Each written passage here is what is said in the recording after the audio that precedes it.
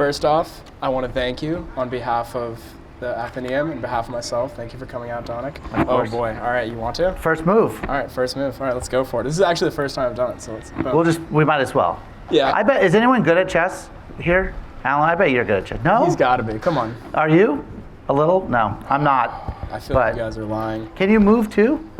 Yes. Yeah. You can. Okay, so that's how bad at chess I am. All right. Well, thank you for coming here. It's a pleasure. Of course, I appreciate it. Would you like to? Can we talk a little bit about your upbringing, being a Nantucketer? Of course. It's yeah. Let's talk about it. Let's talk. So, you grew up on the island. You moved here like what, 1970? I want to say your family came out here. Is that about right? 70-ish. It's either late 69 or early 70. Yeah. And you were born in D.C. Is that correct? That's right. Nice. And your father came out here. And what was the reason for your family moving to Nantucket? In general, my parents met at Arena Stage Regional Theater in Washington D.C. late 60s. Were in living on a houseboat when they had me, and Washington was full of there's a moment of protest and fire and fury and stuff going on in Washington, and they were a part of that through the theater. And then they had a little baby, and they were like, how much of this do we want to be exposed to in late 68 is when I was born. And my dad's family had summered here. His mother's family bought a house here in the late 1800s to summer. They were in Medford, Mass, and they would come out here in the summers on Hinckley Lane. And they had a farmhouse there. And my dad was like, I know this farmhouse. I've gone to every summer of my life from Washington. And we could go out there. It'll be really quiet. And I think maybe they thought they could, don't quote me, I think they thought maybe they could grow pot in the backyard and they could kind of have this like utopian getaway thing. And then they got to the farmhouse and were like, my dad was like, I've never been here in the winter. It's freezing cold and we have an infant.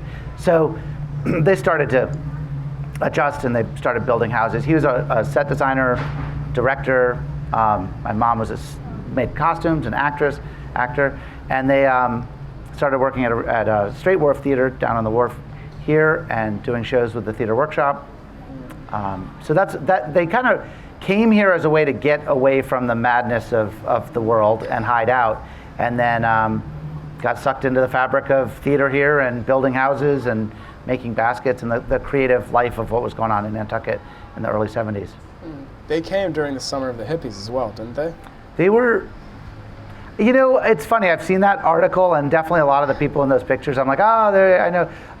There was definitely like an artistic crew kind of finding this as a place, but that might have been happening everywhere in the world in some ways because there's a lot of consciousness raising happening everywhere. So I think everywhere had suddenly like, oh my God, there's hippies, but it'd be sort of like, oh my God, there's TikTok stars. It's like, it was happening. It was a new, a new way of seeing the world a little bit. So there were a lot of interesting people though coming here. That they definitely, my childhood was filled with everyone doing plays together, everyone building houses together and doing barn raises and playing bluegrass music together and a lot of potlucks and there was a very communal and open, free-spirited version of using the island.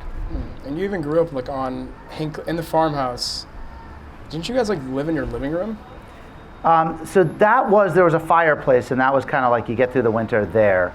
We over the course of so it's interesting because today there's a new real estate listing on Dukes Road. So my dad bought a property on Dukes Road. It was what is now 2, 4, 6, and 8 Dukes Road. And it included a 1940s farmhouse up on a hill and then the pastures. He built a house next to it and after, when I was about 5, so we lived in this old farmhouse. It was a cool old farmhouse. It was a state representative had lived there. He was a farmer and then he became a state representative. And his wife, Daisy Swain. And she had passed away probably 6 months before, and this is probably around 1972. She passed away, and basically her family had taken what they wanted, but left 90% of their belongings. So when my dad and mom bought it, we moved in, and it was like, it felt like our family, they became sort of like grandparents to us or something, because all of the silverware we had, all the chairs we had, actually the set of you can say move on if you start to get bored with any of this, but the set of old farmhouse chairs, Henry's restaurant was just opening where Straight Wharf now is Surfside is opening, and they wanted farmhouse chairs, so they donated these farmhouse chairs. We painted them yellow, and Henry's was like, you'll get free food for 3 months. I think it was 3 months. So the first 3 months in that house, we only ate Henry's grinders every night, and anyway, but we had all this great old farm stuff, and my dad built a house next door, and then we moved into that and sold this house. So in '72, we sold the house on the hill to this family named Oddleifson. Great name, Eric Oddleifson and his son Eric. And anyway, they just put it on the market today after 50 years, which is a weird, like, we've been there for 50 years now. Is that right? Is the 70s, does that add up? That sounds crazy, 40, whatever.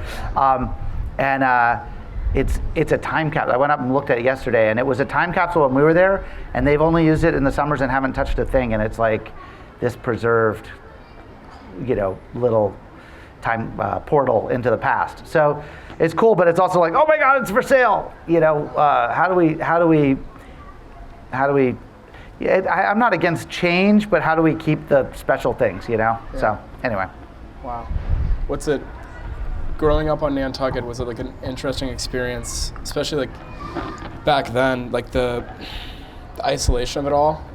It's Nantucket, I feel like today is vastly different than Nantucket back in the 80s or early 80s, late 70s when you were there. Yeah, I look back on it very fondly because there's things that happen when you're in a place like, there was incredible freedom. I always had a bike. You could go anywhere from 6 years old on. You knew how to get home and go to school and do just about anything you wanted. So there was a lot of freedom that way. It was very safe. But I always describe it as I got into the teen years and you're trying to figure out your identity, there was a little bit of like the summer and the media we were consuming in the 80s, late 70s, early 80s, where there were a lot of party movies and Spring Break, Caddyshack and stuff. And they seemed like they were kind of about us, but then that was 3 months of the year, that was kind of the vibe. And then the other 9 months, everyone would leave, and we were kind of like, why did we get left here? Like, what did we do wrong? Everyone went back to the party, moved off island. And then it was a little bit more like The Shining, where it just gets a little weirder and a little weirder every month. And then by February, March, anyone who's been here year round, like, by March, you're like, we're ready, we need, maybe February, but you're like, I gotta get out a little bit and just know that there's, and we had, weird stuff happen. You've got, I'm sure, thousands of stories, but, like, we had years in school where, like, not to be catty about it, but like our English teacher stabbed her husband, and then we never had a helicopter here, and suddenly there's a helicopter going to some prison somewhere off island, and we're like, what happened? And we got a phone call, it's like, no more English this year, because there weren't teachers to fill the slot, so we just had study hall the rest of that whatever, sophomore year. But it was just like weird, I had seen like a thing, like, I picked up this old book called Nantucket's Argument Settlers, it was called. And I remember, I'd never heard of it happening recently, but like they used to do like the Matacasham Jam. I don't even know what it was about, but like I would just read how like 6,000 college kids descend onto Matacasham. Yeah. And like I don't even hear about it. Like that's not even a thing anymore. I feel like it's completely... No, that was pretty much shut down. It's kind of what Nobadir became. I think they've kind of put a lid on that a little bit. A couple years ago, it was starting to be like people were just coming over on the boat for the day to go crazy, and you'd find, I guess we'll just call them knuckleheads, passed out in the moors 3 days later, still like throwing up or whatever. It's like, that's not necessarily the route way, we want to take this thing. So, but yeah, Matacasham Jam I was probably in 8th grade when the last one was, so I was just getting to like, I went to a couple, but I was a little on the young age. Yep. And the amount of work to acquire beer when you're 13, 14, to figure out somehow to get it, it's the same story anywhere in the world. But then you get a case of beer, and then you have to somehow get here out to Matacasham, and you'd hitchhike some, and you'd walk for miles, and you'd carry this thing, and it'd be, lukewarm at best by the time you got there, and you're like, this is what partying is. This is amazing, But you graduated Nantucket High School in '86. Yes, just a quick thing. So we've been doing movies at the drive-in all week for a charity I started. We could talk about later, but last night we showed Fast Times at Ridgemont High, and I was having this like, it's such a part of my DNA. There's certain things that stick, like the Beatles or whatever, that just become part of your DNA. I saw Fast Times at Ridgemont High at the Dreamland on the last day of summer, in my mind. Last day of summer was August, whatever, in 1984, which was the first day, or in 1982, which was the first day before I started ninth grade. And that movie really set the tone of what high school became. And as I was watching it last night, it was just like every one of these lines I said to teachers over and over and was sent to the office repeatedly. And I'm like, that's the power of media, like just to like make you a knucklehead. But it was great, fun to see. So yes, went to Nantucket High School, graduated in 86. And I'd always heard this the story of kind of how you were well, first off, you had many different gigs when I looked it up. Like you were washing dishes for India House was your first one, I think it was. The very first gig I had, I don't know if you remember Patisserie Marty, there was a little French place. Yeah. And that was my first job at 12. Oh. And I was there to wash the baking stuff, and it was all French pastry. So you'd come in, then there were 600 giant pots with thick dough and icing and stuff. And I worked there one Saturday, and I thought I had explained, like, this next Saturday I can't, because we were going to Co2 with Ted Anderson on some sort of overnight trip. And then when I got back from Co2, there were a bunch of phone calls that were like, where are you? This is your second day. You're fired. So I didn't get a job that summer. First job was at the Rose and Crown. After that was cleaning up in the mornings. I'd go in at 5 a.m. and clean up vomit. And the part that was fun about it was people would lose money all over the place. So you'd walk in and you'd find, like, at 13, I was just like, you'd walk out with $12 every morning and be like, this is totally worth it. But it was pretty gross. And then, yes, the first real job was India House as a dishwasher, and then sous chef. I worked up to sous chef and was working with Peter Janelle. And oh my God, look at this! Oh, what a nice coffee run. Thank you. But yeah, that was awesome. That felt like the first real like community job. I'm part of a team. They're really training me how to like cook and work my way up, and there was as many hours as I could hang out there. They were like, come and work, and they played great music and were nice people, and it was a cool little restaurant. Yeah, because I read you wrote a great piece, I want to say in the Inky, I can't remember, a few years back, about Janelle's name, about them, like 56 Union, and you had mentioned a few things. It was just so funny, and I was like, wow, obviously you're a writer, but it was so, even that tiny little piece was so good and well written, and it was like. Well, thank you. They were really they're a wonderful couple, great sense of humor, which is a big, I guess, ties into some of what we're talking about, is like these sort of characters, the things that, like, I don't know, I'm not even sure what I would try to say about it, but like you could tell when somebody doesn't have a sense of humor, and you're like, it's just not going to work. Yeah. Like whatever it is we're about to do, whether it's just like buying coffee from someone or working on a board or whatever, and you're like, gotta have a sense of humor. They had great sense of humor. It made working there really fun.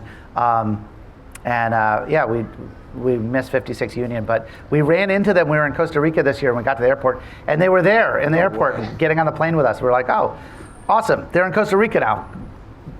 Things worked out well. Yeah, no, it sure did if you're in Costa Rica. What's it, after you had graduated Nantucket High School, I know you took your hand to college. You went to BU, right? Mm-hmm. And then I believe you never completed a degree, right? You dropped out. That's right. But instead you worked out pretty damn well, and you got a internship for David Letterman. Yes. Was that during college, or was that before or after? So it was a little bit of a financial calculation. I had actually met the head writer from the David Letterman show here on Nantucket when I was 16. His wife did a show at Actors Theater, and I didn't know who he was, but she was like, oh my God, you'll love my husband. I'm like, whatever. 16, I don't know about somebody's husband, like what, I don't know. And then when I met him, she was like, this is Steve. And my dad was, he does something you watch every night. And I was like, what do you mean? And I made some joke about he doesn't look like Paul Schaefer, because I was obsessed with the Letterman show. I was like, no, he's the head writer. And I did like this spit take and was mortified meeting him and very embarrassed. And then, but his wife explained they have internships and that you should get one. And I was like, how do you do that, whatever? And she's like, you just apply. So in the back of my head was like, I think they said you have to be in college to do it. And I was like, as soon as I'm in college is my ticket to that. So I was like, I'll do whatever I have to, the minimum amount of college. But Boston. I went to Boston University for a couple years. They had a great 2-year liberal arts program that then feeds into their other colleges.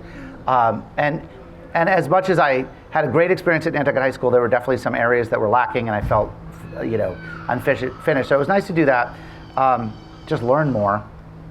But afterwards, I did sort of. Well, I felt like I snuck in at Letterman because they were like, we have one slot, but somebody, we're all full, and then somebody's left, and so I ended up being the intern for the graphics in the graphics department. I was like, I'll take it.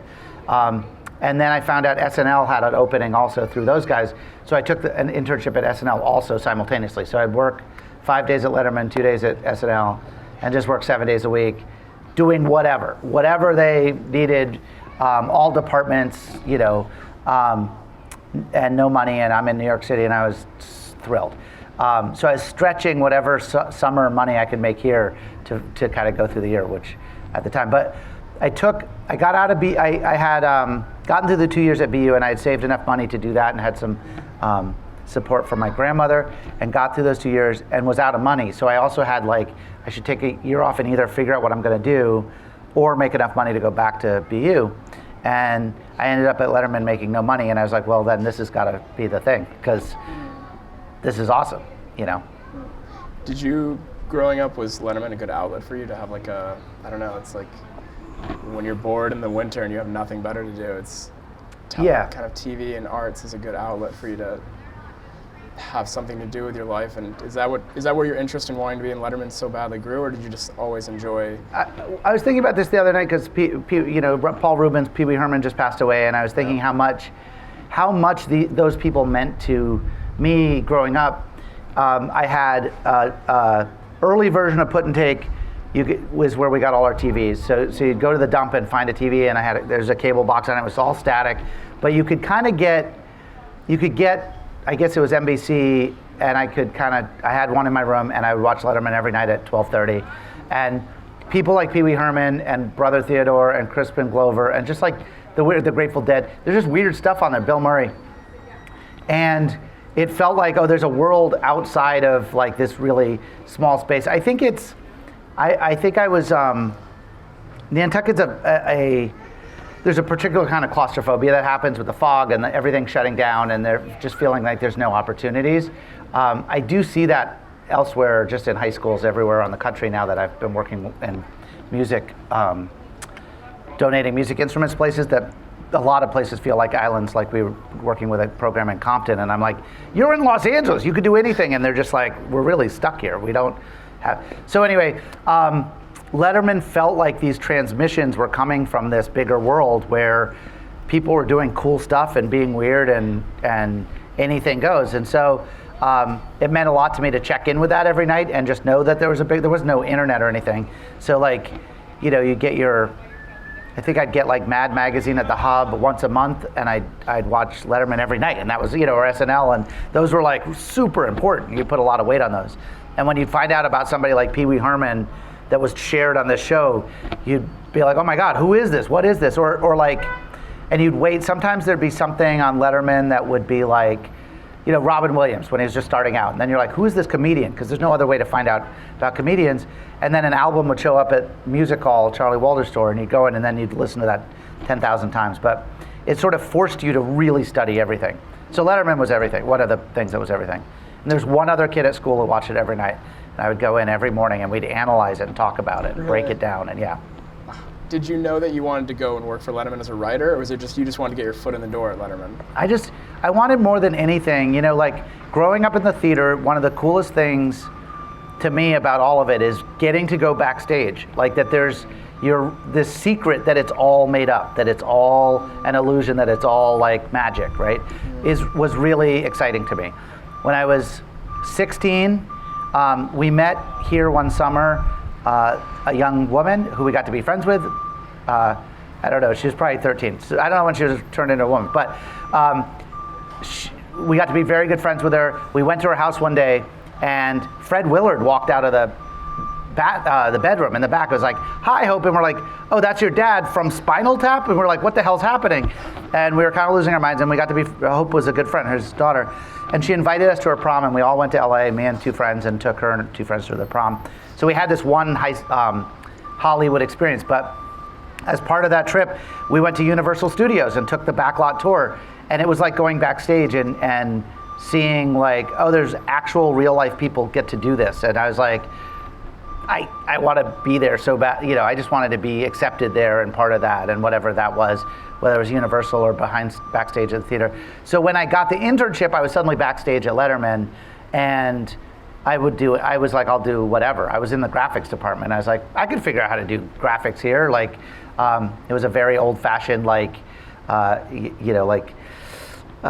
razor cutouts, gluing them on things, just when somebody'd make a funny, you know, like, what if Ted Kennedy and Zsa Zsa Gabor had a baby, and then someone would have to make it out of, like, cut and paste it together and then make a card. I was like, I can figure that out if that's the only way to get here. But I would go by the writer's room. I would do errands for the writers occasionally, and I was reading everything they were writing. So I was seeing a huge range of quality of stuff, and knowing that there were different types of writers who were good at different stuff, learning what that writer's room represented, and basically seeing that from the appearances, it was a room full of, you know, people just screwing around all day and laughing and having fun. And I was like, I could figure that out. I've done that. I did that all through high school.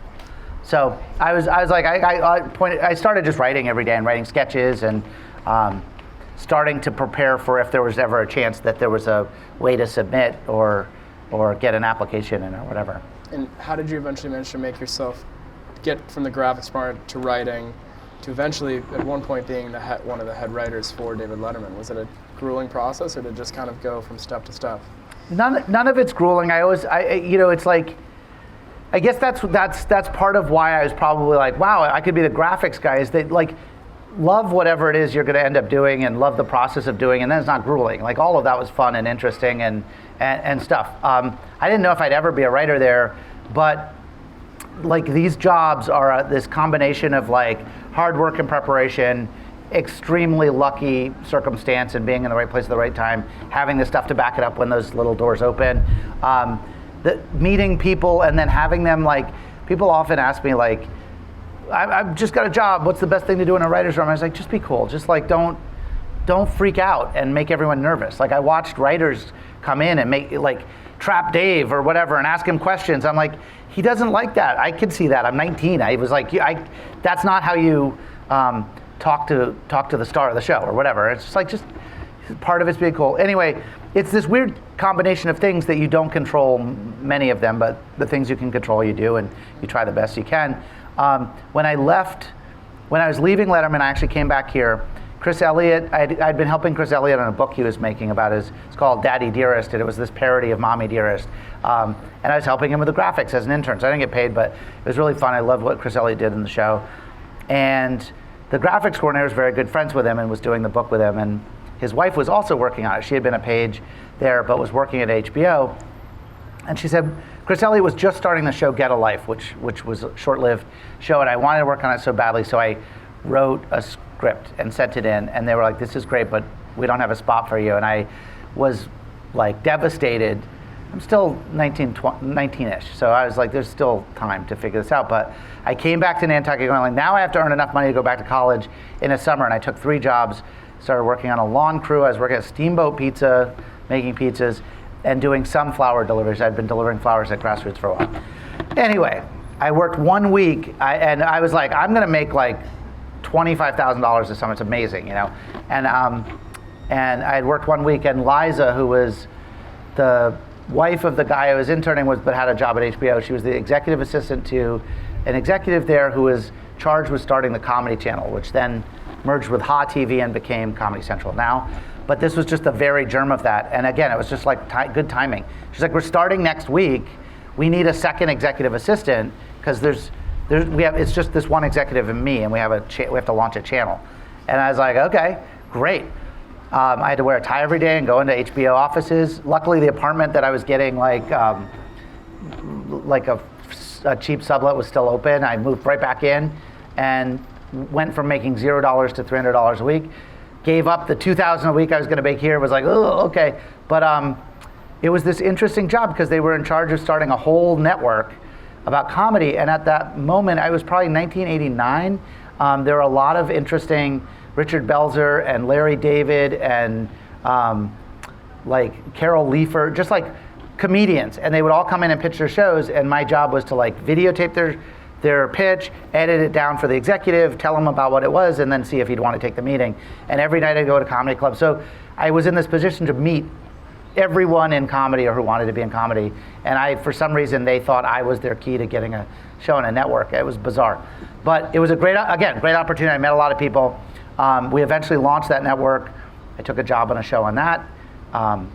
It was very weird in that this guy Rich Hall, whose show it was, didn't hire any writers, so he was just like, I was his PA, but he was like, we got to think of some ideas, and so I'd help him think of ideas, and I'd edit the pieces, and we ended up going to Ireland and the Cayman Islands, traveling all over and shooting bits, and then he like, you can edit it, just go in the edit room, and so I learned kind of on the fly, but it was like incredible luck to be there and that Rich liked me and all that.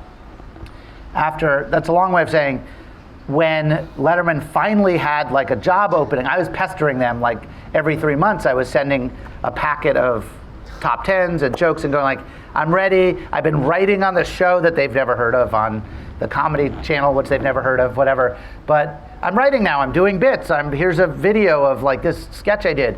I finally got a call. They were like, we think we have a job, but it might be 6 months. And the Comedy Channel folded when it merged. They fired all of us. So this was like a year later. And I got hired on Clarissa Explains It All, was just launching. And they hired me as the post supervisor. So suddenly I was like in charge of edits, and I had to move to Orlando and do that. And that was like definitely the first time I was like, this is a job. I don't want to work here. Or not, well, the people were fine. The show was fine. But it was like, I want to be on Letterman more than this. And that was a real salary finally. But then Letterman called and was like, we have a spot for you. And I was like, woohoo, I'm a writer. And they were like, no, writer's assistant. And I took a pay cut again. And so there's a lot of concessions to get these things to work, and a lot of like waiting and making sure you're ready. But once they had a spot, I was like, I'm absolutely in. And so I was a writer's assistant there for a year at 30 Rock at NBC.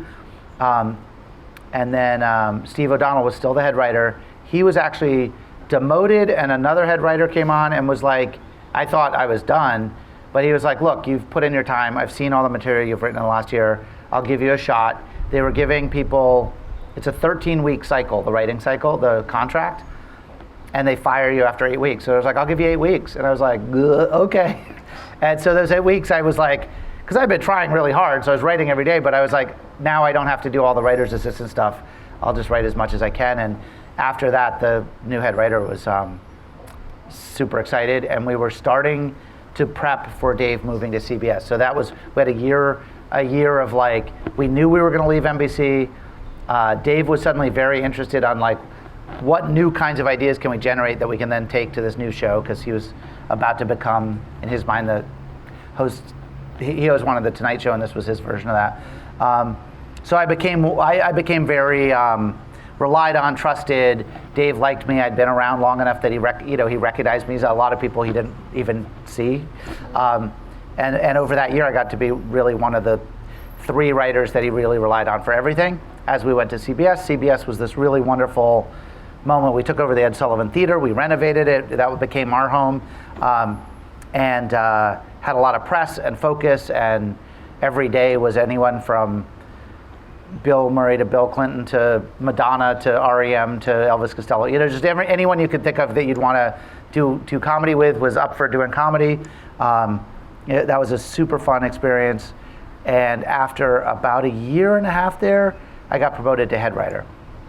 And that's when everything fell apart. No, that's when I actually became head writer right about when, I don't know how much you care about the late night talk show wars, so this might be minutia, but it was right when Hugh Grant went on Leno and had just visited a prostitute, and so got the highest ratings in like talk show history, because he was like, I don't know what I was doing, this thing. So everyone started watching Leno because he had Hugh Grant on. And now I'm the head writer at Letterman, and Dave's like, why are we losing in the ratings? And I'm like, who can we get to visit a prostitute? Because I don't know, we can't write that. There's no way to write our way, So that was like a very weird, but it was tough because Dave's he's a wonderfully funny. He's an amazingly funny, talented, incredibly smart person, but he's also very demanding and wanted to win late night. And also, I think what was really good was he also always pushed us to reinvent the show, come up with new things. Is there another way to do this? Let's not just fall into these patterns. And we were watching the Tonight Show with Jay Leno, and it was just like in our opinion, the laziest comedy, the first thought stuff, and we're like killing ourselves, and not always doing great stuff, but like trying really hard. And then once the ratings we were losing to them, then we were pushing really hard. But it's a tough job. You're just on call 24 hours a day, 7 days a week. You're busting your ass. You have big celebrities coming in every day, also who need like. Madonna needs jokes. She wants 4 jokes, and you're like, all right, let me talk to Madonna. How does that work? What's she like? I don't, like Dave was one particular kind of thing to deal with, but then there was also all these other things of running a show and a staff, and it was a lot of work. So when I was 25, I'm 25 now, I was really burning out. I was exhausted. I was, I don't know if it was depression, but it was definitely like health-wise. I was like, why do I feel sick all the time? And I went to a doctor, and they were like, you have walking pneumonia, and oh, by the way, you have this rare lung disease also that we don't know what causes it. I'm like, I bet it's stress, because I'm super stressed.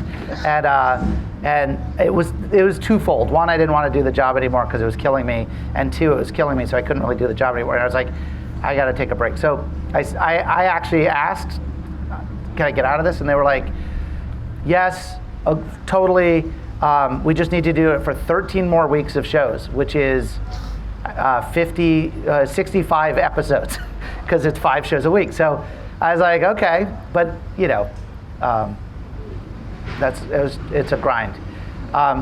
So I left there. I got a job. I got offered a job at The Simpsons, and was like, as much as I was snobby about LA because I was a New Yorker at that point, I was like, I guess The Simpsons is a pretty good show. Like, I was trying to, Letterman's the best show ever. Why would I go somewhere else?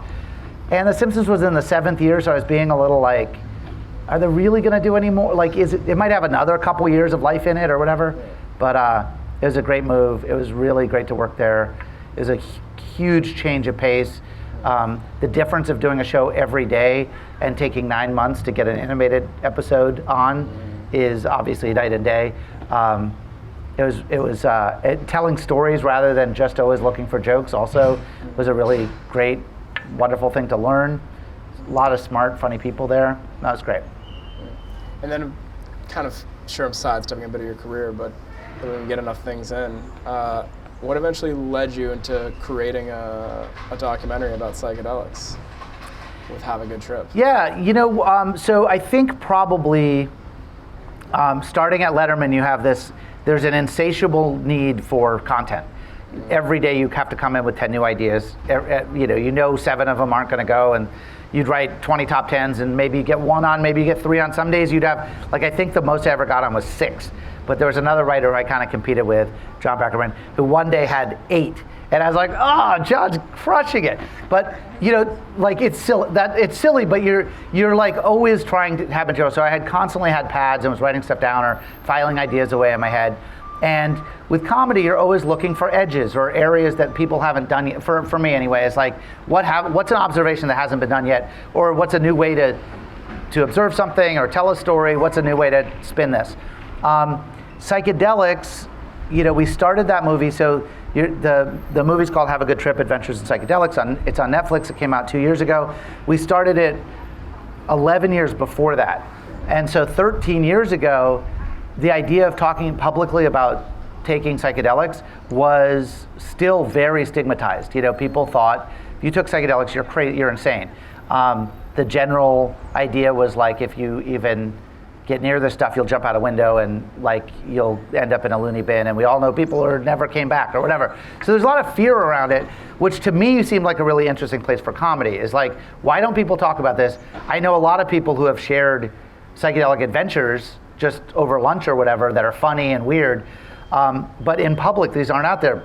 This might be an interesting place to explore for a movie. And I was at the Nantucket Film Festival 13 years ago, and Ben Stiller, I happened to end up having lunch with Ben Stiller and Fisher Stevens, who Fisher had just released a documentary called The Cove, which ended up winning an Academy Award. So it was this cool lunch. I was like, whoa, awesome, guys. And we're talking, and Ben told a story about taking acid and walking around in Manhattan when he was a late teenager and realizing that like this is not for him. It doesn't work.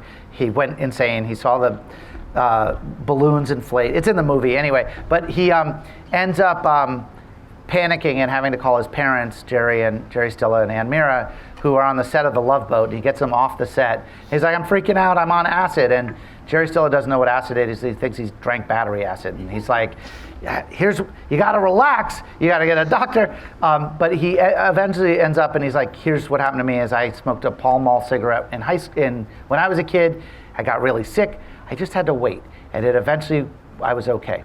And so Ben's like, I just have to wait. It'll be okay. And eventually he was okay again. But it was this really funny story. And I was like, oh, if I animated that, that'd be a really, like, let's make that movie. And then Fisher told like 5 crazy stories that were like, oh yeah, I bet everyone has. So we started to go out to people. That was the interest initially, was this is a space for funny tales that we could then make animation and live action reenactments with. And as we got into interviewing people and finding more people to talk to, there were a few interviews that really changed sort of the trajectory of what we wanted to do, Sting being one of the first ones. And he really talked about it as medicine that he uses to keep his ego in check, to keep his focus on the things that matter, to be a better husband, a better family. You know, it's like, wow, you're talking about it as like therapeutic. This is, you know, and now we're having a lot of those conversations, but he was about 10 years ahead of the curve on a lot of the stuff. And that started to be really interesting, was like, for some people, this is like incredibly powerful stuff that helps them become a better person. And for some people, it's not right for their brain and they freak out and can't get near it. So there's this range of experiences. Why has only the stigmatized version is what we all hear? So we started to play with that, and the movie became sort of a quick history of the last 50 years. And we ended up making a after-school special that was like a parody of all the things I grew up with a group of kids who jump out windows repeatedly through the thing. And then this, and also this balance, hopefully somewhat non-biased balance of interviews and stories from different types of people who have different experiences and their recommendations. So not like one size fits all, or these are good or bad. Just here's a bunch of ways to look at it.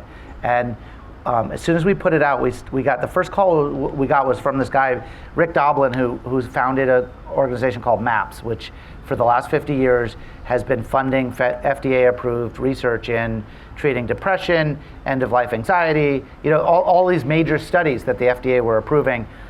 And he called us as like, holy shit, this movie, thank you. Having celebrities come out of the closet and actually talk about this stuff is incredibly helpful for us having a rational conversation about potential positive uses for it. So that was like, oh wow, there's something bigger happening here. I liked during the documentary you had like these, I don't know, were they actually real, of like these like, what is it, like how acid will cause insanity immediately, like these little classroom like edits of like, if you take mushrooms, you will die. Like all these insane things. So those were all actual like educational films from the late 60s, early 70s, and just scare films. And just, again, like how powerful media is that it can, if it, you know, and it all became part of the drug war. So psychedelics were quickly classified as like the most dangerous. So possession of them became a life sentence. So, there was a pushback against the counterculture, going back to the moment of the hippies arriving on Nantucket, and that fear that was happening in this sort of the summer of love and everything. And then there was like, you know, societal pushback of like, how do we slow the roll of like people who just want to change everything a little bit. Anyway, I'm saying that in a very quick way, but that's how media, those films, a lot of those films were produced by like the Air Force Commission on Education or whatever. And you're like, wow, that's super, a lot of propaganda. But they're bonkers to look at now because they're hilarious. And you're like, who would ever believe these? And you're like, well, we all believe a lot of stuff when it's, you know, packaged for us, you know, so. How's the feedback been since you released it 2 years ago? Have you got mostly positive? Have you had any criticisms or? Yeah, it kind of ties into the writer's strike a little bit. It's like we sold the movie to Netflix. They came to us, they gave us the numbers, 40 million people watched it in a month, which was like, wow.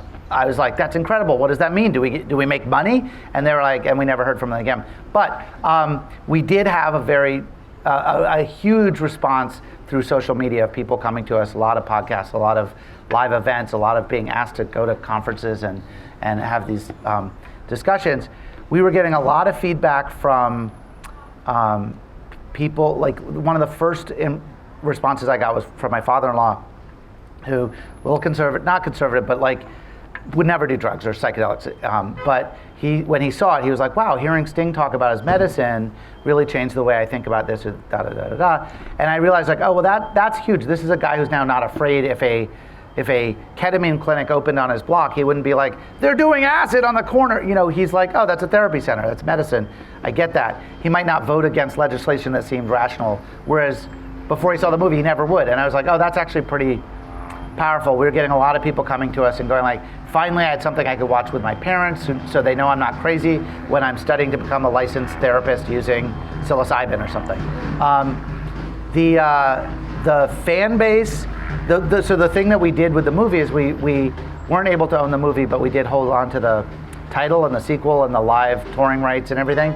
So we've been doing some live events with it. We set up something called Good Trip Studios with the loose mission of destigmatizing, having more rational conversations about what psychedelics do for real, but telling that story and those stories through all media in different ways. So we're working on some reality type shows that are one is like a ketamine couple therapy. It's very serious actually. It's not like, that one's not funny. But then on the other end of the spectrum is like, we have a cartoon about a family of bufo toads. The bufo toads secrete, the trend of licking the toad. People lick toads and then they have visions. It's 5-MeO-DMT is what they secrete. And these toads are going extinct because people are like, I need the stuff from their backs and whatever. So this cartoon is about a family who runs a retreat center and they also have 300 kids when they have kids, so they have 300 kids. We cast it, we're shooting it. It's just a funny family sitcom, but they happen to have this existential thing where they're starting to go extinct. So they're like, how do we balance our job and what we do with eventual extinction? So there's some big themes, but it's a crazy cartoon. We're working on a Have a Good Trip 2 now. We've already shot 50 interviews. That's been fun. So it's a space that's interesting to explore. We just did Psychedelic Science 2023 in Denver, which was like 15,000 people in the space. We did a big live show with Reggie Watts and Eric Andre and Flaming Lips and live painting. It's just a big party, really, that. But the conference was interesting because, as you can imagine, psychedelics are a pretty broadly defined thing right now and are mostly about how your brain works, which means a lot of things. So a conference, like if you were doing a conference about toilet manufacturers, every booth would have something about toilets. This conference was like, there's just about every kind of thing in the human experience here, and the range of people attracted to the space, as you can imagine, are pretty wide. Some are venture capitalists, and some are the craziest Burning Man, like Mad Max, future utopia, like future utopias. And then there's a bunch in the middle that are really, like maybe onto some good things. There's a variety of that. So it's fun to be a part of that conversation. I'm a skeptic by nature, and but it's been interesting to explore. Another thing that you're passionate about, I don't want to jump too much around, but as we're getting closer, I really want to talk about the nonprofit you started, Muzak. What made you decide to want to start it? What was your idea for starting a nonprofit, and what are some of the challenges you've had amongst? This kind of goes back to like winters on Nantucket and whatever that claustrophobia is that you can feel growing up. The friend of mine in high school who loved Letterman, when we would watch every day, actually committed suicide shortly after high school. And when I turned 40, I had a birthday party here and reunited a ska punk band from high school. We were all hanging out, and there had been 3 teen suicides that winter on the island. And it was like, it's not Nantucket, it's just this isolation people sometimes get when they're in when they're teens? Like, I don't know. I don't really know what the answer is to that, but I did at that moment. We were all hanging out and we were kind of talking about high school and friends we had lost, and thanking God, or not God really, but thanking each other, thanking the world for music. Because for us, getting through the winters was always, oh my God, Elvis Costello has this new album. What, have you ever heard of the Dead Kennedys? Well, oh my God, this album, it blows your mind. And then the Grateful Dead does this or that. Music always kept it interesting. We would learn the songs, we'd pass them around, we'd play the songs. It would give you this outlet for expressing your emotions where you might feel trapped. So I talked to the music teacher here at the high school that year, and he said he had 10 kids who want to play guitars and no guitars. And it was like, in the face of like not knowing what to do, this wasn't like, this will fix everything. It was more like, well, that's something, let's do something. And so we made that party about getting 10 guitars. And it was really gratifying and fun. And 6 months later, he sent me a video of the kids playing a Ramones song. And he said, if your charity has 10 more guitars, I got 10 more kids who want to play. And I was like, sure, my charity. It's not really my charity. There's no charity. But yes, we'll get 10 more guitars. And we started, even in a place here where there's so much obvious wealth, there is also this like other side where there's a lot of cracks. There's a lot of things that get missed. And one of them that year was guitars at the high school. So we really designed this charity. We set up a 501c3 that can really be there for whatever that special sauce is that a music program needs. On any given year, it might be 5 kids who want to start a band. It might be the whole school system needs new instruments or a theatrical production. And we started to look at what Nantucket needs first. We did a bunch of programs. We still have them going at different places, NCMC and Dreamland and Boys and Girls Club and Lighthouse School and the Nantucket High School. They all have slightly different needs. And there's always something that gets lost in the cracks, and we're like, we're here, do it. As long as kids are making music or trying to like express themselves with music, it's a win. A year after we did that here, we had enough programs that we were like, we have to raise some more money, and did a fundraiser in LA in our backyard with a band called Yo La Tengo, who are great friends, and we raised a bunch of money, and then we're like, oh, I bet there's music programs. Somebody in LA was like, our public school needs blah, blah, blah. And we're like, well, we could write a grant for that too. And so we started to just open up to like, wherever there's a need for music education, kids who need something, we're open to it. And it's been incredible. We're 15 years in. It's been an incredible adventure. We've been everywhere from Alaska to Aboriginal Australia, Navajo Reservation, Pine Ridge Res, Haiti, Cuba, Appalachia, Chattanooga, Sarasota, just like these programs everywhere that pop up. We get involved with the kids. We find the music teachers. We talk to them.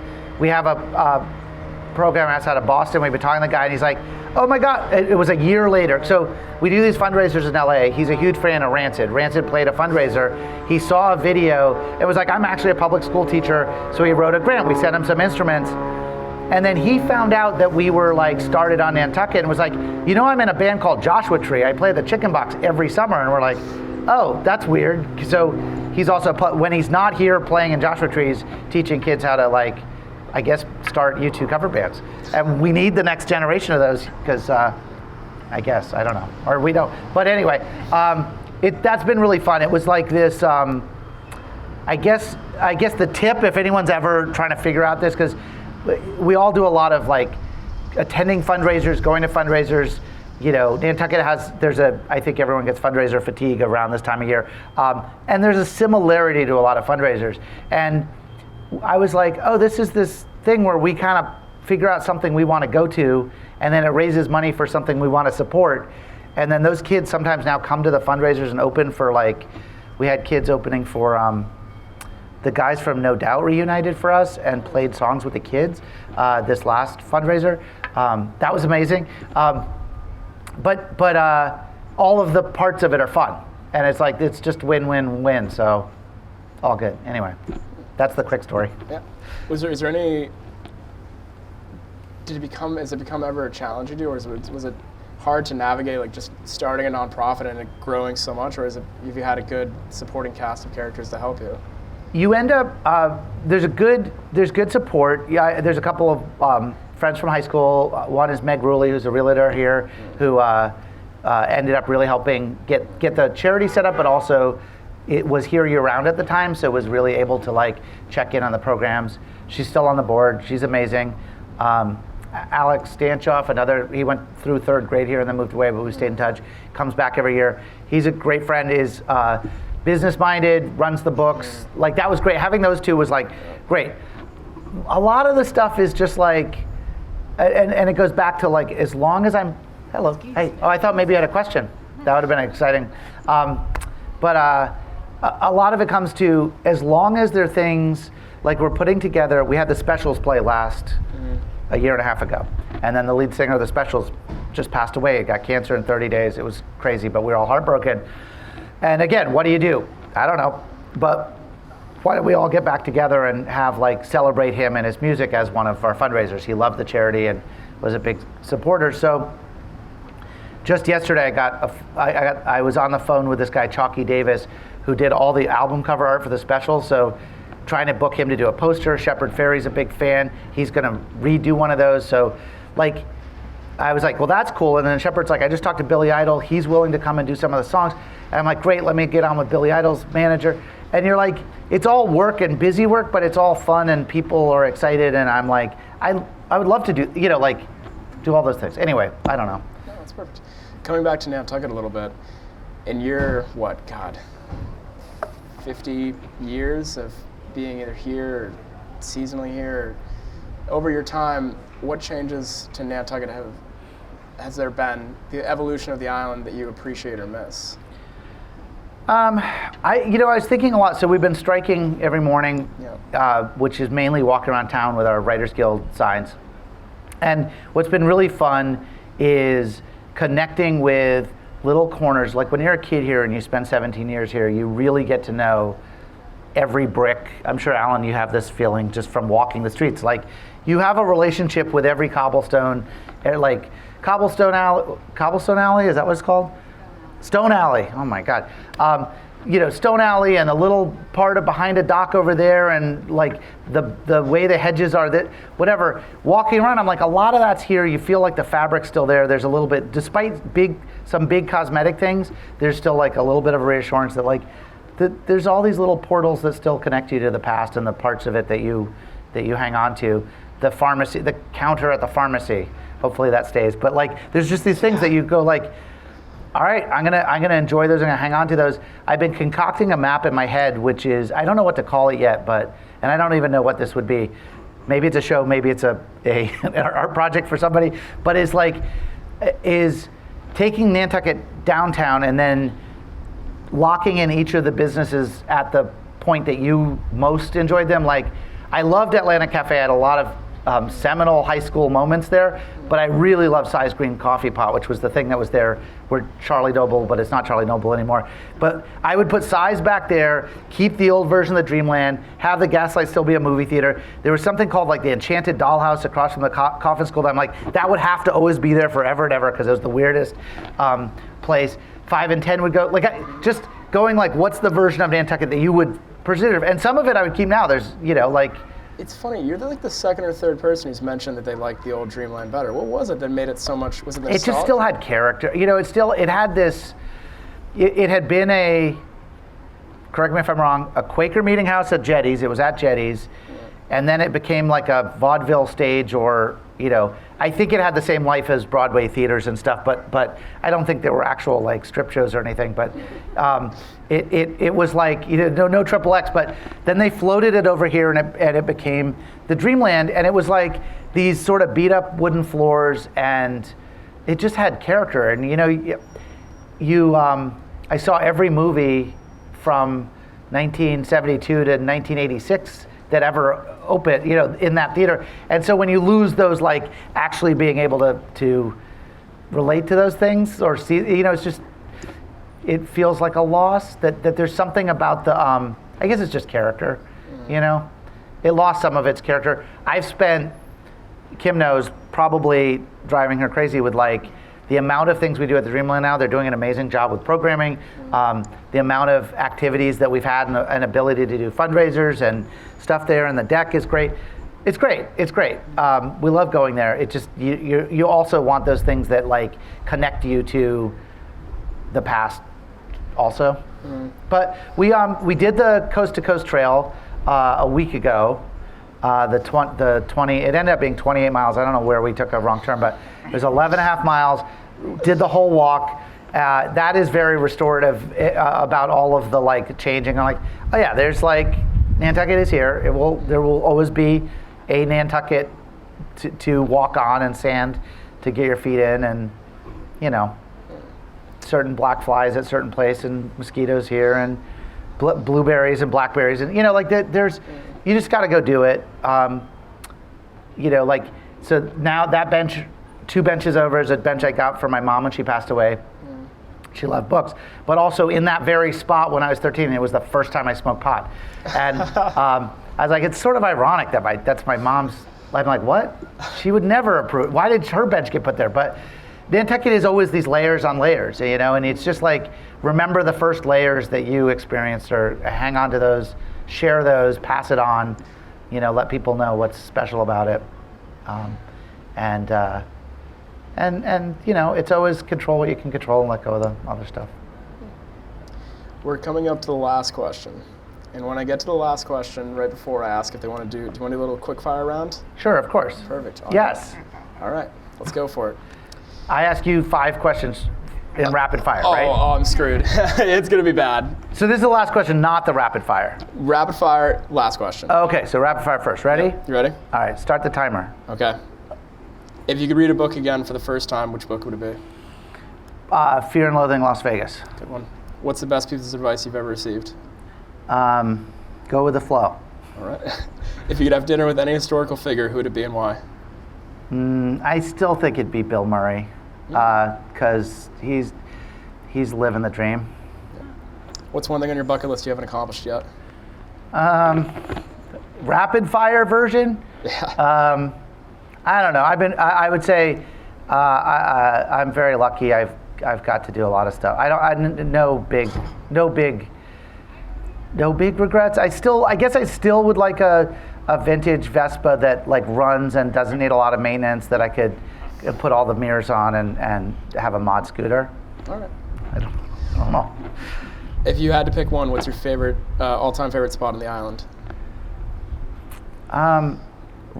Rapid fire first thought, is either Pocomo looking back at town where the water breaks there when no one else is there and there's no boats left around, it's just empty.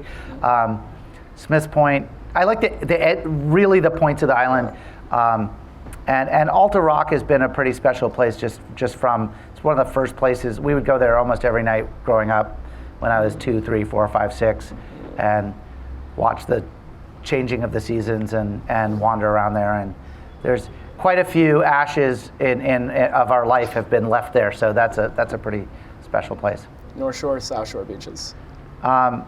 So this drives me crazy because I still don't know which way is north. I can't figure out the compass on Nantucket. It just never made sense. So North Shore is like Mattocket and Cisco? No. I would North Shore, Dionis, 40th Pole. So sort of Jetty. that direction. I'm not totally off. Not totally off, yeah. All right. North Shore, South Shore. I mean, I guess South Shore. South Shore, all right. We have all these wonderful diaries of my family when they came here in the 1800s, and they would always talk about at the end of the day taking a bath, and that would be going down to Hinkley Lane and jumping in the water and have a bath. It would just be like a way to cool off from the day. I love that more than anything, is jumping in at like Hinkley Lane, an empty North Shore beach at like 5 before you do something else in the evening is great. But the Red Barn Cisco stuff is like probably the wins. What's your favorite way to unwind and relax after a long day? I don't know if I'm going to get a bigger laugh than just the question. That's pretty good. I mean, the first thing, I guess, again, rapid fire, this is lying on my back and staring at something, whether it's good TV show. Yeah, watching the NewsHour on PBS is like the biggest way to decompress. Or reading the paper, or looking at your phone, like any version of just like, I'm lying on my back, I'm going to look at something else and get some new input. Okay. All right, ready for the last question? It's sure. Really easy. I've never been able to memorize it, but let's go for it. What do you envision for the future of Nantucket, considering its rich history, unique character, and the evolving challenge it faces? What are your thoughts on how the island can preserve its cultural heritage while embracing progress and adjusting the needs of both residents and visitors? Should be easy, peasy question. Sure. What's the fix? The fix? Just, if you want to just say it so we can figure it all out. I mean, I know. I mean, that the joke version would be like, we should all, just like nationally, we should all figure out the right dosage of psilocybin and have like some communal thing and reset that we're all in this together. Nantucket's a version of that, and I guess the biggest thing is like there might be too many people, but it's not really the too many people, it's the too many cars probably. And so like I guess the biggest thing to figure out, we've been having an active conversation about tiny Japanese trucks. I drove into town today, so we try to just, if we're going to town, just ride our bikes. There's some brave initiative where we just go like, all right, we're gonna wipe out all the houses, something that flood anyway over there, and that's gonna be a parking lot. And then there's no cars for like a 2-mile radius, but that people are still incentivized to come to town. And if they don't drive a car, they get 10% off at all the t-shirt shops. I don't know what it is, but there's like some major change with the way we look at cars, the way they're allowed over on the boat, the way they're, the amount of work trucks that are whipping around. It's like, that feels like there's a lot of people, if people are, people probably need to go through a re-education of kindness and how you treat each other and stuff, and especially by August it starts to break. But it's the cars that feel like the most dangerous version of that. There's just not room here for that many cars. Anyway, sound like an 80-year-old man, like, cars! But there's too many, there's trucks everywhere, it's insane. Well, they're going to start talking about geotubes any minute now. Geotubes, I was trying to figure out if there's a way that geotubes could also be housing, but that, I don't know. Like, you could rent the inside for like a weekend. I don't know. That's a good idea, yeah. But that's short term, we need long term, I don't know. That's a good point. You should bring it up. Yeah, I think there's also just like I play with this idea. So I came up just this idea of whatever. It's a little corny, so forgive me, but the thing that I love most about Nantucket is when you hit these moments where it's still. It's just silent, it's still, all you're hearing is maybe ocean or breeze, or you feel a profound stillness to things.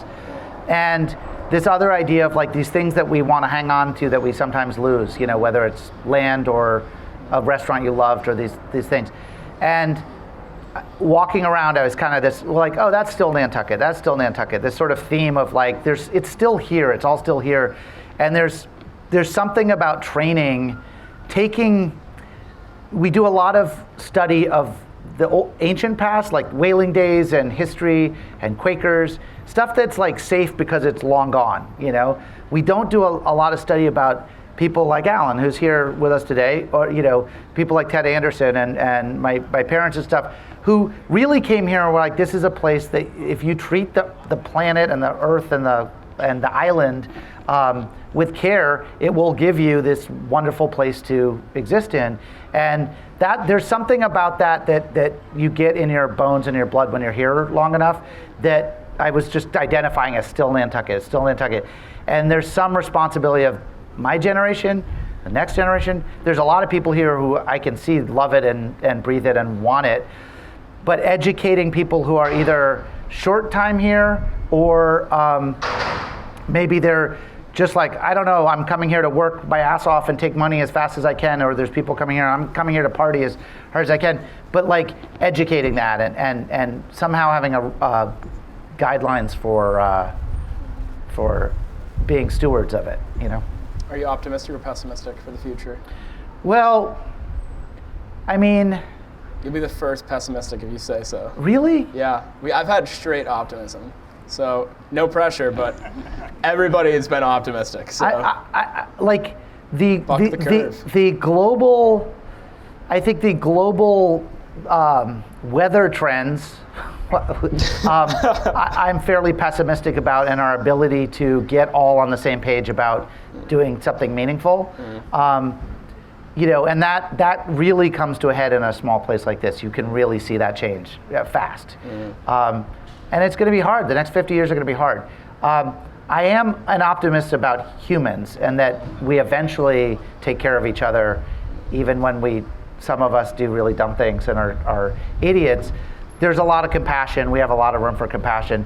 We're in a real fear-anger cycle right now, which is hard to get people to come back from. Anyway, I would say I'm an optimist who's very pessimistic right now. Well, we're a little over. I think it's about it. Is there anything else you'd like to add, Donick? No, unless anyone had a specific question, happy to talk about anything, or afterwards if someone was like, I want to know more about the New Girl or something we skipped, Okay, perfect. Well, thank you so much for your time. And Thank you. I concede, so you win. Awesome. I was going to say checkmate. Yeah, checkmate. There you go. Cheers. Thank you so much.